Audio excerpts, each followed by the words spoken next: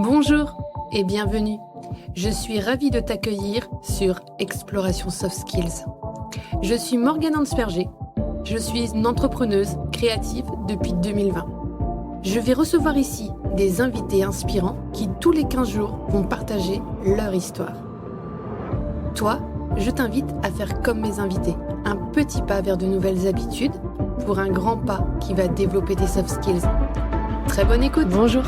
Aujourd'hui, je vous retrouve pour un épisode spécial, car cette semaine, c'est le podcaston. Alors, le podcaston, c'est une semaine où les podcasteurs décident de mettre en lumière une association, une institution caritative qui leur tient à cœur, qu'ils ont envie en tout cas de mettre en lumière. C'est ainsi que j'ai réalisé cet épisode aujourd'hui avec l'association Elle à Brest. C'est une association dans laquelle je suis adhérente et au sein de laquelle j'ai appris énormément. Je vais vous parler du coup de cette association avec 3 autres adhérentes qui ont accepté de se challenger et d'oser prendre la parole derrière ce micro.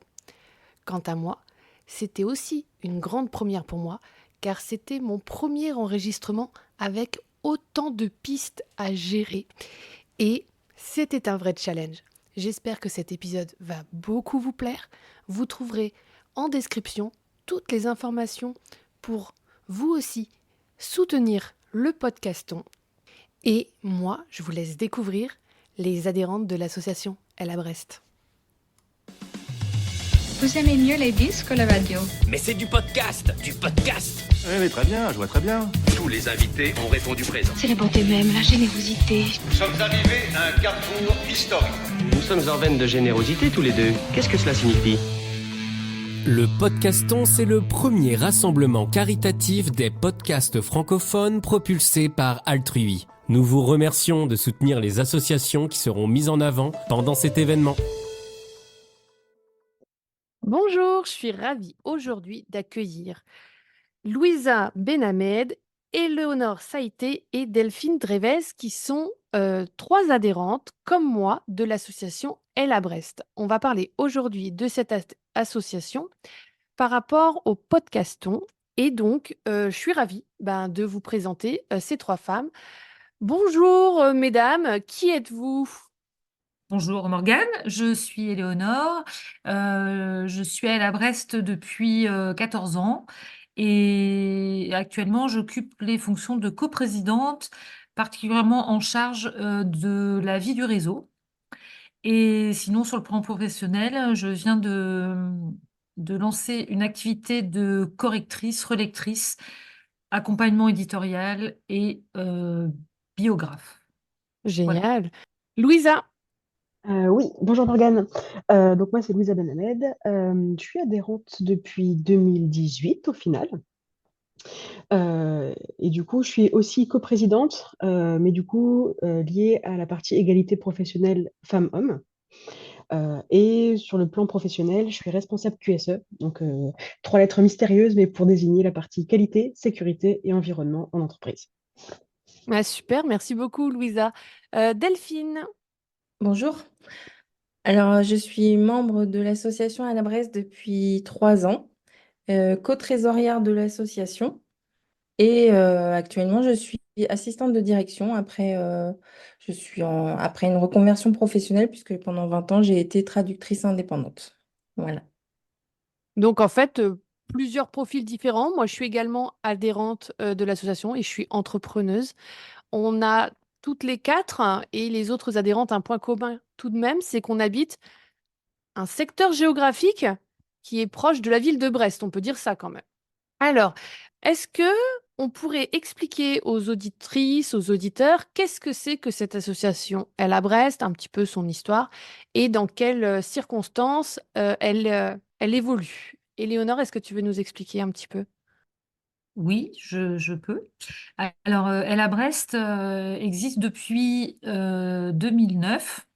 À l'origine, cette association avait été créée pour les femmes cadres qui ressentaient le besoin d'avoir un réseau qui leur corresponde et puis aussi de mieux connaître ce qui se passait au niveau de l'économie du territoire de Brest et un peu plus largement sur le Finistère Nord. Donc, Elle à Brest, c'est un réseau qui a deux grandes missions.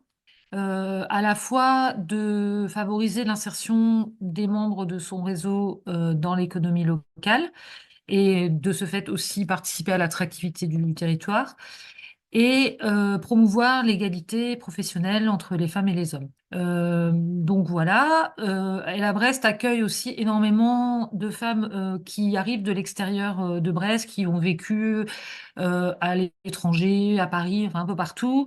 Pour certaines qui reviennent sur leur terre d'enfance, voilà, ou d'autres qui arrivent à Brest ne connaissant personne. Et donc elles ont besoin de se créer un réseau à la fois professionnel, mais aussi, on va dire, un peu comme un réseau social, en fait. Voilà.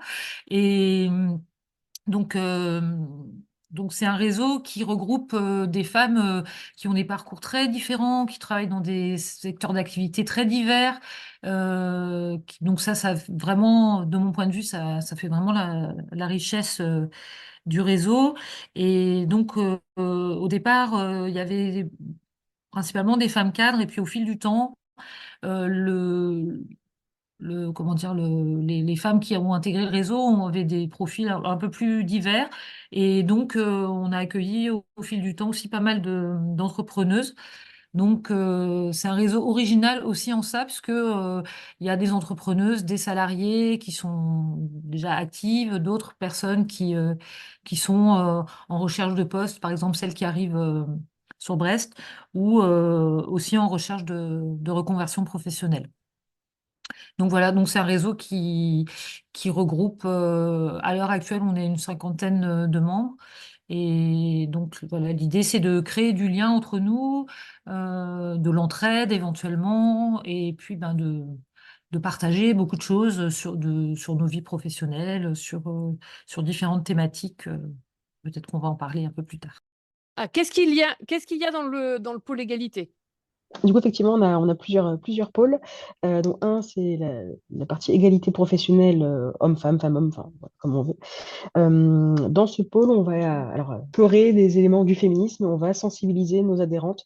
Alors, selon les actions, on va être soit centré sur nos adhérentes, soit centré sur du grand public, sur les notions d'égalité professionnelle. Alors, effectivement, selon les années, on va dire, on va être sur du paraprofessionnel, du 100% professionnel. Voilà. Des fois, on gravite toujours autour de cette notion d'entreprise, on va dire, mais toujours sur la partie comment est-ce que nous, les femmes, est-ce qu'on appréhende notre environnement et les freins qu'on a, enfin voilà, comment aussi déjouer ces freins-là. Donc, par exemple, voilà, sur la partie sensibilisation, on a fait des, des soirées thématiques jeux de société féministes. On a aussi créé un jeu, mais je pense qu'on en reparlera peut-être un peu plus tard. Il y a eu aussi des conférences qui ont été organisées sur, alors ça, Éléonore, tu pourras peut-être plus facilement en parler que moi, sur la médecine et le corps des femmes. Voilà, donc sensibiliser sur des notions telles que le plafond de verre, sur le sexisme bienveillant ou non, ce type d'éléments dont certaines personnes sont très au courant et d'autres beaucoup moins. Voilà, donc ça permet aussi de faire partager l'information. Super. Et elles se retrouvent régulièrement, ces femmes-là? Comment ça se passe?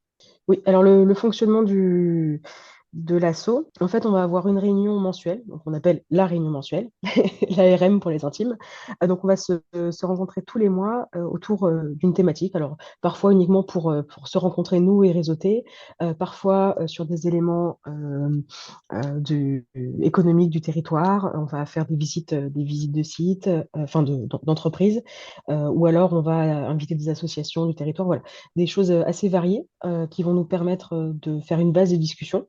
Et toujours, donc, ces réunions mensuelles sont dans une première partie, une thématique, et ensuite, on peut rester toujours dans la convivialité pour boire un coup, manger, grignoter un petit truc, et puis pour pouvoir poursuivre les échanges. Et en plus de ça, selon les personnes, selon les femmes, si elles ont le temps ou l'envie de vouloir s'investir, on va avoir différents pôles.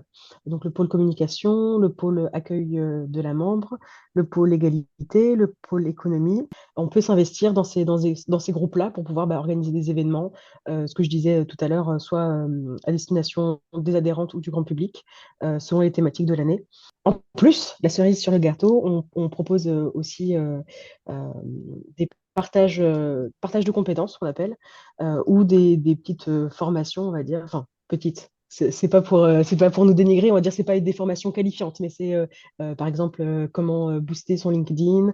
On organise on a pu organiser fresques du climat, voilà, ce type d'événement pour pouvoir, au final, pouvoir faire partager en fait ce qu'on sait. Chacune de nous, on est des professionnels avec des compétences, des savoir-faire, et au final, ça nous permet de mettre en lien ces compétences et de pouvoir les partager tout court. Ouais, super.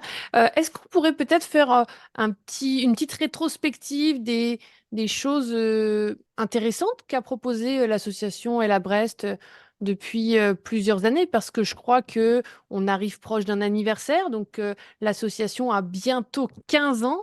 Donc en 15 années, qu'est-ce qui s'est passé comme événement à destination des membres, mais aussi à l'ouverture au grand public, par exemple? Éléonore, est-ce que tu as assisté à des choses inspirantes?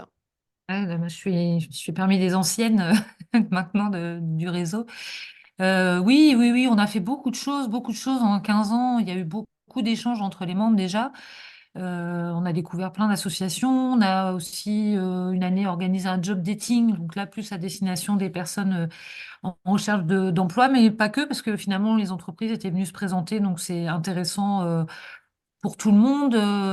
Justement, pour rebondir sur ce que disait Louisa, on essaie vraiment de montrer un panorama le plus large possible des entreprises qui existent, du système économique, enfin voilà, de l'écosystème économique brestois et nord-finistérien. Donc, ce qui fait que ça nous a permis au fil des années de nouer aussi beaucoup de liens avec d'autres réseaux professionnels, avec la métropole. Donc voilà, donc on a pu, par ce biais-là, faire venir régulièrement, faire intervenir pas mal de chefs d'entreprise ou peut-être de réseaux dans nos rencontres mensuelles. Et puis sinon, voilà, on a toujours eu à cœur aussi de s'adresser au grand public. Donc à la fois sur le volet égalité, comme l'a dit Louisa tout à l'heure. Par exemple, on a organisé une conférence, ouais, entre autres, une conférence sur les femmes et la santé. Donc, ce qui nous a permis, nous-mêmes, en tant qu'organisatrices, d'apprendre énormément de choses sur la question. C'est ça aussi qui est chouette, le fait de s'investir dans l'asso, c'est que, en fait, on apprend plein de choses quand on organise des événements. Voilà, c'est toujours très riche. Aussi un débat sur les femmes et le pouvoir, ça c'était il y a plus longtemps, avec des interventions d'universitaires, une sociologue, enfin voilà, ça avait été aussi très, très intéressant. Et à ce même événement, d'ailleurs, on avait aussi fait des lectures de textes d'Olympe de Gouges. Enfin voilà, on avait fait un point un peu sur l'évolution des droits des femmes à travers l'histoire. Donc voilà, c'est un peu d'actualité en ce moment. Et voilà, des événements plus c'est vrai que les événements grand public qu'on a fait étaient quand même surtout orientés sur l'égalité. Mais on a aussi, par exemple, organisé une conférence sur la parentalité en entreprise. Donc, comment on peut, parce que c'est vrai que l'égalité, elle s'arrête pas au monde professionnel. Voilà, c'est une notion, une thématique qui imprègne tous les pans de notre quotidien. Et donc, les femmes sont encore plus que les hommes confrontés aux problématiques d'équilibre entre la vie professionnelle et la vie personnelle. Donc voilà, ça c'est par exemple un thème qu'on avait traité. Et puis, ben, tu parlais des 15 ans, Morgane. On a aussi organisé un événement pour nos 10 ans. Donc, il y a de ça presque 5 ans maintenant. Et donc, ce qui nous a permis de mettre en valeur les femmes du réseau Elle à Brest, parce qu'on avait organisé pas mal d'ateliers qui étaient tous quasiment animés par des personnes du réseau. On avait organisé une conférence, des tables rondes. Donc voilà, une manière pour nous de participer à la vie du territoire et aussi ouais, de montrer que voilà, on était aussi une association qui compte et que on parle souvent de nous comme un vivier de compétences, mais je pense vraiment que c'est le cas. On a beaucoup de choses à transmettre, à partager. Donc ce genre d'événement est assez propice à ça. Complètement. Et puis, il y a quelque chose qu'on n'a pas dit, c'est que les adhérentes se retrouvent une fois par mois, mais elles se retrouvent pas toujours au même endroit. C'est une particularité, c'est qu'il y a un maillage territorial. On se fait recevoir dans des structures telles que le Technopole ou telles que des lieux divers de Brest qui permettent aussi de découvrir des endroits ou des personnes qui font aussi la richesse du territoire et de l'économie locale. Ouais, tout à fait. Que ce soit effectivement le volet économique, ben, tu parlais du Technopole, parce qu'on est adhérente du Technopole. Ça peut être le pôle de l'économie sociale et solidaire, le Fab Lab de l'université, d'autres types d'entreprises. On était allé aussi chez un assureur. Euh, voilà. Et puis, ben, Louisa en parlait tout à l'heure, des valeurs importantes pour nous et aussi parce que c'est là que se créent les liens, bah, c'est aussi la convivialité. Donc on fait aussi découvrir, comme il y a beaucoup de femmes qui connaissent pas Brest, on fait aussi découvrir des endroits sympas, des tiers-lieux, des cafés accueillants. Enfin voilà, donc ça fait partie aussi à la fois de l'accueil qu'on a envie de mettre en place et aussi de la découverte, ouais, comme tu le disais, quoi, de tout ce qui se passe à Brest. Ça m'intéresse d'ailleurs, quelle est la raison principale ou les raisons principales qui vous ont fait adhérer à cette association Elle à Brest? Alors, en ce qui me concerne, à l'époque où j'ai adhéré à Elle à Brest, j'étais dans une phase un peu de perte de confiance. Je travaillais pas à ce moment-là et ça s'est fait assez, de façon, comment dirais-je, en fait, j'ai rencontré la présidente enfin la personne qui était présidente à ce moment-là d'Ella Brest. Il se trouve qu'elle était aussi la maman d'enfants qui étaient scolarisés dans la même école que les miens. Et comme on était assez proches, voilà, elle me parlait tout le temps d'Ella Brest. Et donc j'ai fini par me dire quand même, ça m'a l'air intéressant. Je vais aller voir à quoi ça ressemble. Et j'ai vraiment tout de suite été séduite par le fait que ce soit un réseau féminin, des échanges qu'on pouvait avoir. Et puis assez vite, j'ai été aussi embarquée dans le bureau, le conseil d'administration. Donc ça m'a permis déjà voir comment ça fonctionnait, et puis voilà, d'apporter une nouvelle dimension à ma vie professionnelle, même si elle n'a pas été très développée à ce moment-là, mais en tout cas, ça m'a vraiment permis d'ouvrir mes horizons. Alors là, vraiment de façon très large, de monter énormément en compétences aussi. Là, je digresse un peu parce que c'était pas la question de départ sur uniquement pourquoi j'ai adhéré, mais c'est vrai que ça, je le dis souvent, Elle à Brest m'a apporté énormément au niveau compétences, à tel point que j'ai pu ensuite candidater sur des postes de coordination d'associations, etc., parce que j'avais appris énormément, quoi. Et puis, ben, sans compter le côté humain, les richesses, la richesse des rencontres qu'on fait dans cet asso, quoi. C'est juste, ouais, super chouette. Mais je suis complètement d'accord avec toi, Éléonore. Moi, j'ai adhéré pendant le Covid et pour le coup, je venais de devenir entrepreneuse en parallèle d'être salariée, donc j'avais vraiment cette double casquette et je cherchais à rencontrer des humains. Donc en temps de pandémie, c'était pas la super idée, mais j'ai trouvé à El Brest des humaines formidables et je suis comme toi, j'ai l'impression que entre 2020, où j'ai adhéré, et maintenant, je ne suis plus la même. J'ai gagné énormément en confiance, en prise de parole face au groupe. Le fait d'être entourée de femmes et de pouvoir tester des choses, s'exprimer, prendre place, et ben, ça m'a fait gagner beaucoup, beaucoup confiance dans ma prise de parole. Et je suis vraiment très heureuse d'en être là aujourd'hui, en partie grâce à Elam Rest. Toi, Louisa, pourquoi est-ce que tu as adhéré à cette association? Vous allez voir, il y a quelques mots-clés qui vont être, qui vont être redondants. Alors moi, j'étais en fin d'études, en fait, et dans mon cursus scolaire, même professionnel à l'époque, pardon, j'avais jamais entendu parler de réseau. C'est vrai que souvent, je suppose, les cursus plutôt commerciaux, quoi que ce soit, on dit aux étudiants tout de suite, renseignez-vous sur les réseaux professionnels qu'il y a, c'est très intéressant, etc. Moi, jamais de la vie, j'en avais entendu parler. Ce qui était sûr, par contre, c'est que, j'allais dans la vie active, ou en tout cas, j'y retournais, entre guillemets. J'avais un petit peu peur, enfin, en tout cas, un petit peu, voilà, un petit manque de confiance en moi sur le fait d'assurer en tant que professionnelle. Donc ça, c'est la première chose. Et je cherchais aussi peut-être à m'investir, enfin, voilà, à faire quelque chose d'autre, parce que j'allais plus avoir d'études. Certes, j'allais avoir un travail, ou en tout cas, c'était l'objectif, mais voilà, je voulais quand même m'engager un peu côté euh, une thématique, on va dire, féministe. Voilà.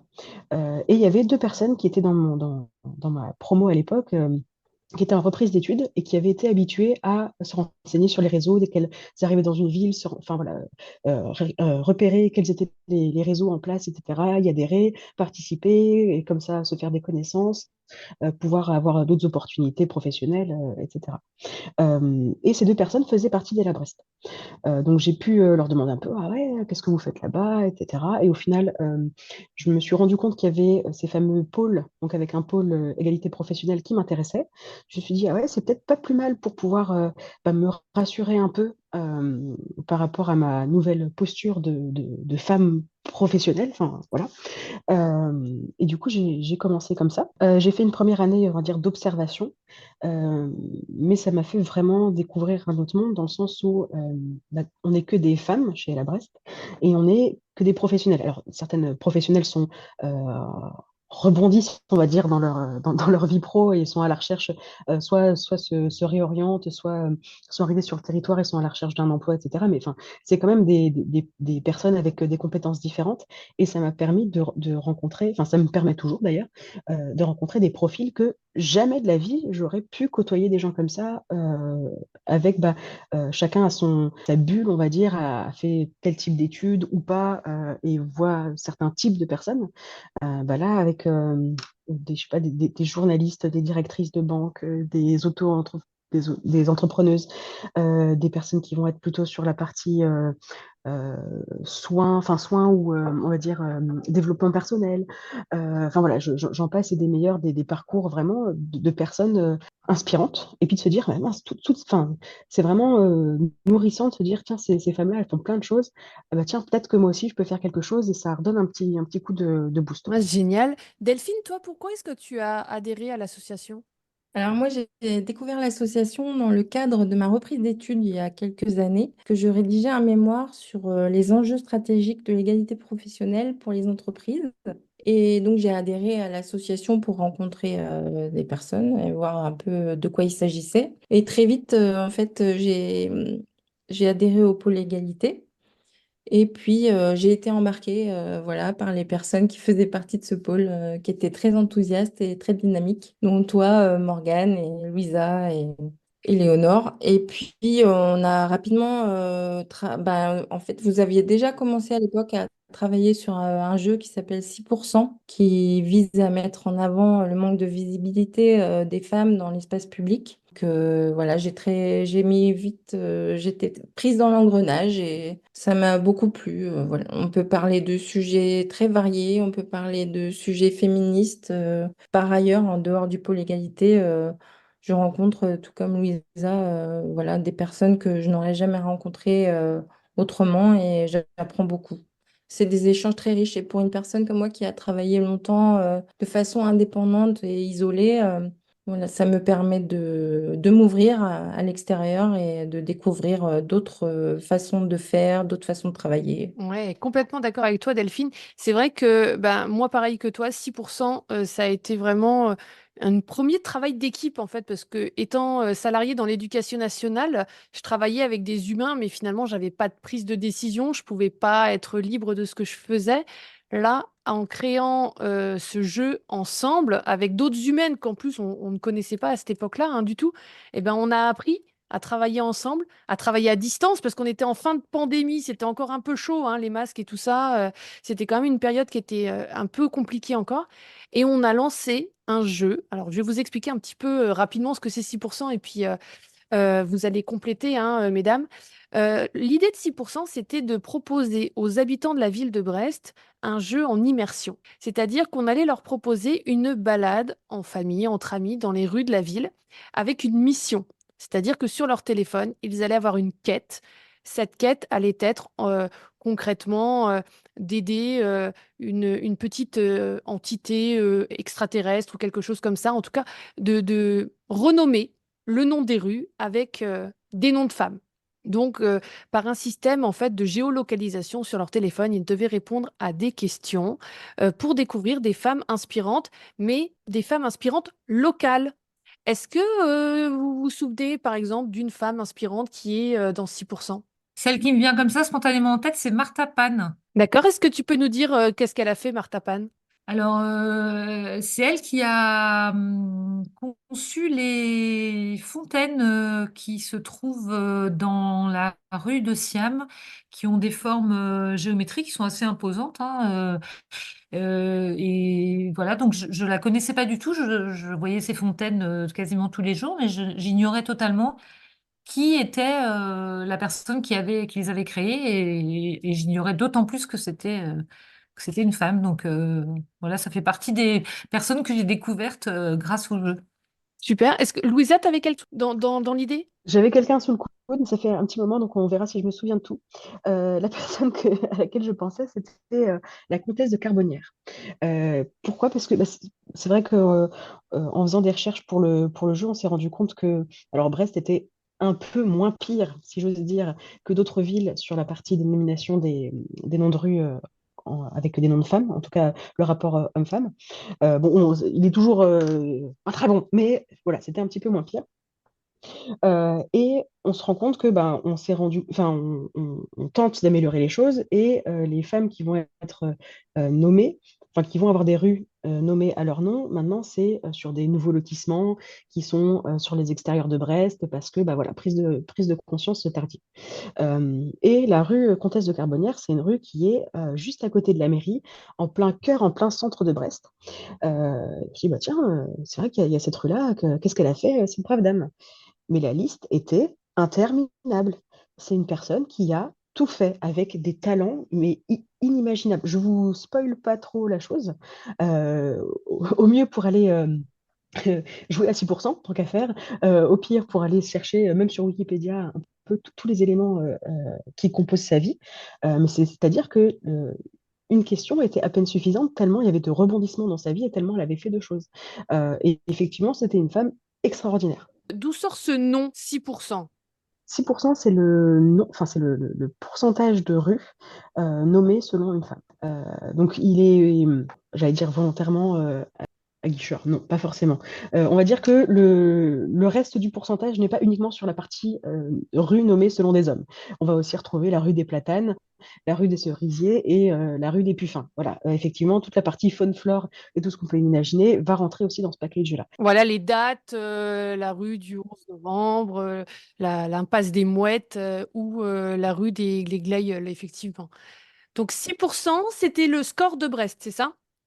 6%, c'était le score de Brest. Alors, on a donc 6% des rues à Brest qui sont avec des noms de femmes, mais moi, un petit peu titillée par cette affaire de cartographie, parce qu'en fait, on a mis sur un plan vraiment physiquement les rues, on a mis un petit peu de stabilo sur toutes ces rues avec des noms de femmes, et on s'est rendu compte effectivement qu'elles étaient sur les extrémités, ou qu'en tous les cas, c'était des petites rues. Donc, j'ai contacté le service en charge de de la voirie et des choses comme ça à la ville de Brest, qui m'a fait un charmant petit calcul du nombre de kilomètres de voirie que composaient toutes ces rues avec des noms de femmes.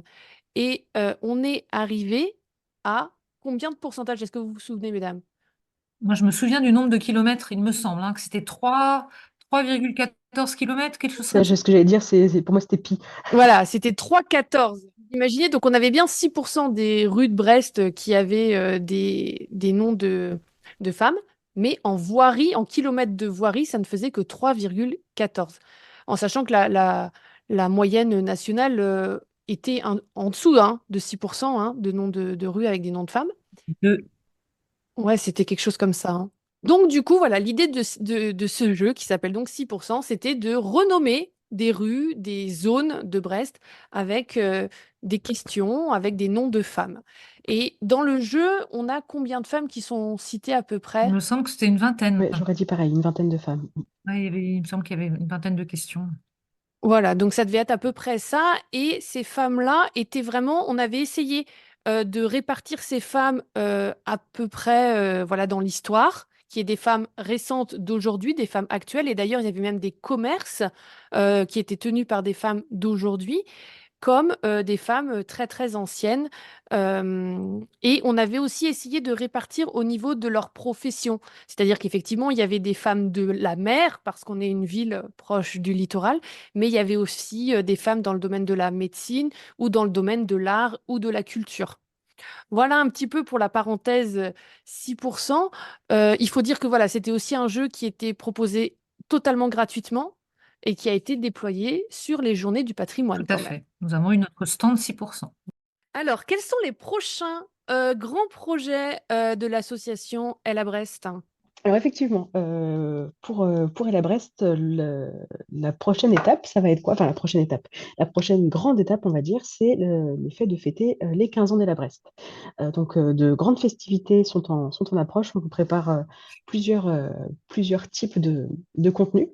L'idée, c'est vraiment d'être dans l'opulence, on va le dire, avec, voilà, je ne sais pas si je peux spoiler à quel point est-ce qu'on le groupe de préparation va m'en vouloir, mais il se trame au moins une conférence, du théâtre forum, pour au moins juste euh, vous donner envie, enfin voilà, vous commencez à distiller un peu quelques informations, et ça aura lieu en novembre 2024, tout à fait, pour les 15 ans de la Brest. Donc avec plusieurs événements ouverts au public. Eh bien, écoutez, moi je dis, ça c'est quand même un sacré anniversaire, hein. 15 ans, c'est pas rien pour une association. Félicitations. De quoi Elle à Brest, elle a besoin aujourd'hui en fait? Qu'est-ce qui lui manque à Elle à Brest? De manière générale ou vraiment pour la partie projet 15 ans? Globalement, aujourd'hui, on est dans un podcaston qui est là aussi pour montrer ce que font les associations, mais aussi voir un petit peu quels sont les besoins. Qu'est-ce qu'elle cherche aujourd'hui à la Bresse? Est-ce qu'elle cherche plus d'adhérentes? Est-ce qu'elle cherche plus de fonds? Est-ce qu'elle cherche... J'imagine quand même que pour organiser un anniversaire de 15 ans avec des conférences, des ateliers, euh, des choses à destination des jeunes et des moins jeunes, l'association a besoin d'argent quand même. Euh, alors, on a organisé pas mal d'événements dans le passé, comme je disais tout à l'heure, de façon assez autonome. Ouais, ce qui nous a demandé d'être parfois très imaginative, mais voilà. Et c'est vrai que pour les 10 ans, on avait sollicité des partenaires extérieurs, donc ça a aussi été une nouvelle expérience pour nous, très enrichissante. Donc là, par rapport aux 15 ans, on fera sans doute appel aussi à des financements extérieurs en fonction, voilà, parce que là, effectivement, c'est encore en cours de réflexion, les contacts qui sont en train d'être pris, etc. Mais oui, on aura certainement besoin de solliciter des entreprises locales, pour qui ça peut être aussi intéressant d'accoler leur nom aux événements que nous on organise. Et puis, on a besoin aussi de personnes qui s'investissent dans l'organisation. Et de façon plus générale, c'est vrai que, comme dans beaucoup d'associations, on a vu effectivement un petit déclin du nombre d'adhésions et aussi une plus grande difficulté à mobiliser les membres sur les événements. Voilà, mais en tout cas, pour le moment, dans le groupe d'organisation des 15 ans, il y a des personnes très motivées et très motivantes qui ont plein de super idées auxquelles on ne s'attend pas toujours, mais c'est ça qui est chouette aussi, l'intelligence collective et voilà, fait merveille dans ce genre de situation. Donc, euh, donc voilà, donc elle, à Brest, ouais, a besoin de faire toujours des rencontres, voilà, mais financièrement, je pense que Je pense qu'elle à Brest a aussi besoin de visibilité, c'est-à-dire de montrer aussi toute la richesse de ce qu'on fait et de, voilà, par rapport que ce soit aux 15 ans, au redéploiement de 6% qui va certainement se préparer aussi. Voilà, d'être vu, de savoir tout ce qu'on fait et de proposer au plus grand nombre de participer à cet événement-là. Est-ce que vous avez peut-être un mot de la fin pour clôturer cet épisode? Je vais reprendre tes mots, Éléonore. Euh, euh, tu nous dis souvent qu'on est formidable. Et c'est vrai, on a plein de compétences, on est formidable, voilà, on peut le dire. Alors nous, on le sait maintenant, mais ce qui est bien, c'est que grâce à toi, Morgane, plus de gens vont le savoir. Et on n'est pas les seuls à être formidables, il y a aussi plein d'autres femmes formidables, avec plein de compétences, plein de connaissances, plein de relations ou pas, d'envie de faire plein de choses. Euh, et au final, qu'elles soient avec nous, qu'elles soient de leur côté ou quoi que ce soit, je pense qu'on pourra aller loin. Et le fait de montrer de plus en plus qu'on a des compétences, qu'on a de la valeur, qu'on est capable de faire des choses, euh, je pense qu'on va vers un monde un peu plus juste. En tout cas, c'est ce qu'on veut faire. Merci beaucoup, Louisa. C'était une très très bonne conclusion, je trouve, hein. Qu'est-ce que vous en pensez? je suis complètement d'accord. Merci beaucoup à toutes les trois et je salue toutes les autres adhérentes qu'on n'a pas pu inviter aujourd'hui dans cet épisode de podcast et toutes celles qui vont nous rejoindre bientôt, que ce soit pour les événements ou pour d'autres choses qu'on va organiser dans cette association Elle à Brest. Je vous remercie beaucoup de vous être challengés pour passer dans cet épisode de podcast avec moi. Je te remercie d'avoir écouté cet épisode. On se retrouve dans 15 jours. Si cet épisode t'a plu, je serai ravie de lire ton commentaire et de voir ton like. Toi aussi, tu peux faire rayonner les soft skills en partageant cet épisode. Et pour continuer à les explorer, tu peux t'abonner à cette chaîne ou me retrouver sur tous mes réseaux sociaux sous le nom Morgane Ansperger ou Morgane Facilitation. Je te souhaite une très belle journée. À très vite!